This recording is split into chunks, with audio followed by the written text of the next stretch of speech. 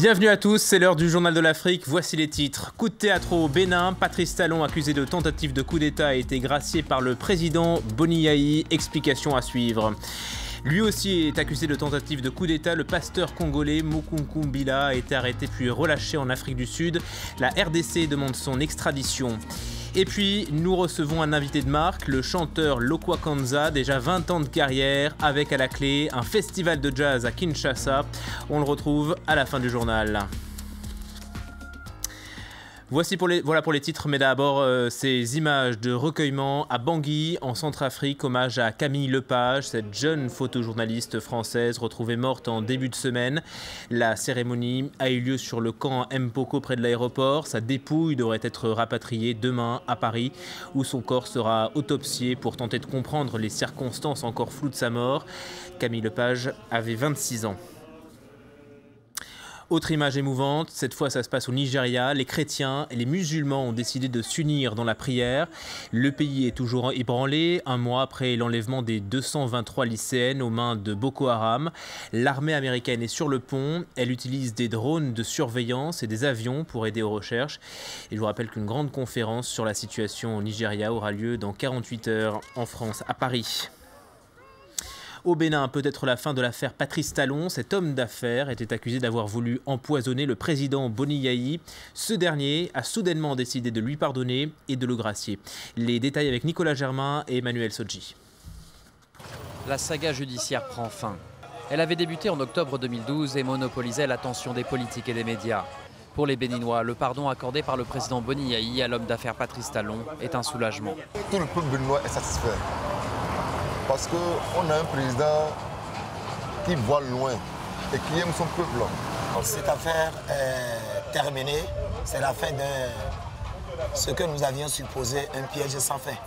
C'était un piège sans fin qui ne voudrait pas permettre au Bénin de se relever dans sa stratégie de développement. Les raisons de son pardon ne sont pas encore explicites. Boni Yayi a simplement déclaré que c'était à l'initiative de François Hollande et grâce à une médiation menée par l'ancien président sénégalais Abdou Diouf. Longtemps, le président et Patrice Talon avaient été très proches. Le magnat du coton avait financé les 2 dernières campagnes présidentielles de Boni Yayi. Mais en 2012, le chef de l'État accuse l'homme d'affaires d'être le cerveau d'une tentative d'empoisonnement le visant. L'année d'après, il affirme qu'il prépare un coup d'État. Boni Yayi demande à la France d'extrader Patrice Talon, ce qu'un tribunal finira par refuser en décembre dernier. La démocratie est encore très fragile en Afrique et qu'il faut se battre tous pour ça. Quel qu'en peut être le prix? Merci. Pour l'heure, le dénouement de cette rocambolesque affaire reste aussi mystérieux que ses différents rebondissements depuis près de 2 ans. Dans le reste de l'actualité africaine, ce pied de nez signé Abdelaziz Bouteflika, réélu pour la 4e fois, le président algérien propose d'amender la Constitution. Il veut limiter à 2 le nombre de mandats présidentiels et il souhaite également renforcer le pouvoir du Premier ministre. Au Soudan, une jeune femme condamnée à mort, sa faute, sa religion, le christianisme. Le juge lui avait donné 3 jours pour abandonner sa foi et adopter l'islam, ce qu'elle a refusé. Apostasie, lui a répondu la justice. La jeune femme de 27 ans devrait faire appel. Amnesty International se dit horrifié. Et puis l'enquête avance en RDC. Il y a 3 semaines, un accident de train avait tué 136 personnes dans le Katanga. Il s'avère que le conducteur était en réalité un mécanicien. Le ministre des Transports promet des mesures d'urgence pour éviter de nouvelles catastrophes. La RDC qui a obtenu ce qu'elle demandait depuis longtemps, l'arrestation du pasteur Mukunku Mbila. Il a été interpellé en Afrique du Sud, puis libéré sous caution ce jeudi. Il est accusé par Kinshasa d'avoir fomenté un coup d'État. Il aurait notamment coordonné différentes attaques en décembre dernier dans la capitale et en province. La RDC attend désormais son extradition pour le juger sur son territoire. Notre journaliste Bengali Touré a rencontré le représentant du pasteur en France. On l'écoute. Ce que nous demandons aux autorités sud-africaines qui sont signataires de la Convention de Genève sur le droit des réfugiés, de respecter le document qu'eux-mêmes ont donné à Joseph Mukunku Mbila en tant que réfugié politique. C'est ce que nous demandons et ne pas répondre aux injonctions du gouvernement de Kinshasa. Culture, d'abord, avec le Festival de Cannes. La compétition a commencé ce jeudi par un film mauritanien signé d'Abderrahmane Sissako, Timbuktu, ou la descente aux enfers de la ville malienne, un temps tenu par les djihadistes. Le film raconte les atrocités vécues au quotidien par la population. Regardez et écoutez le réalisateur très ému lors de sa conférence de presse. On viendra peut-être à la... Ça va ?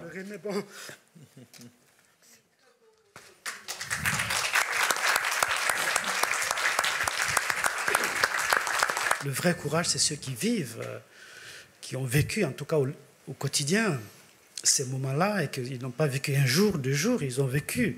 Et ils ont fait un combat silencieux. Voilà pour le cinéma. Place à la musique. Il est chanteur, compositeur, arrangeur. En un mot, nous recevons un artiste. Nous avons l'honneur d'être en présence de Lukwa Kanza. Bonjour, merci d'être avec nous ce soir. Merci, bonjour.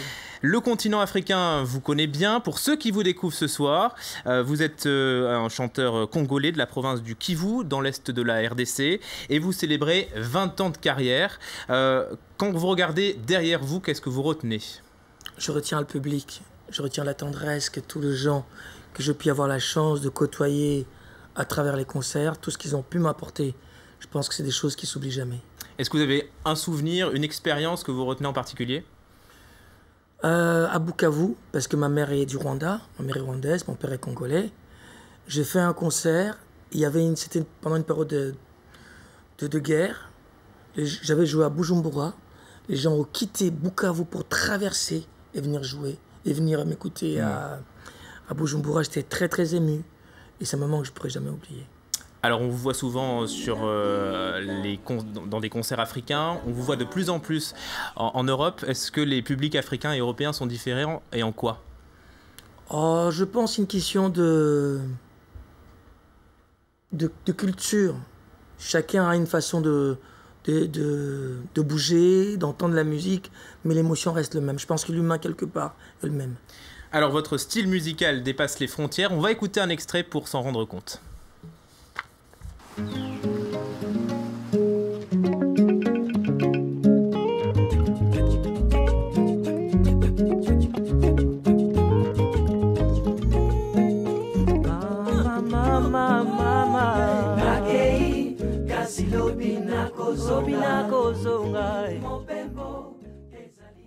Comment est-ce que vous qualifiez votre style musical ? C'est quoi, de la musique acoustique, du jazz ? On a du mal un peu à savoir. Chanson africaine, simplement.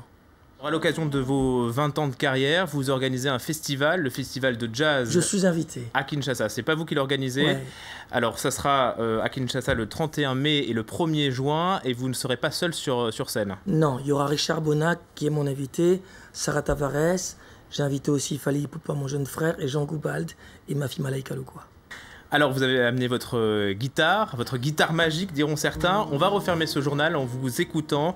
Vous allez nous offrir donc un joli cadeau, un live en direct sur France 24, et on referme ce journal de l'Afrique avec vous, Lukwa Kanza. Merci beaucoup d'être venu. On vous écoute et on apprécie.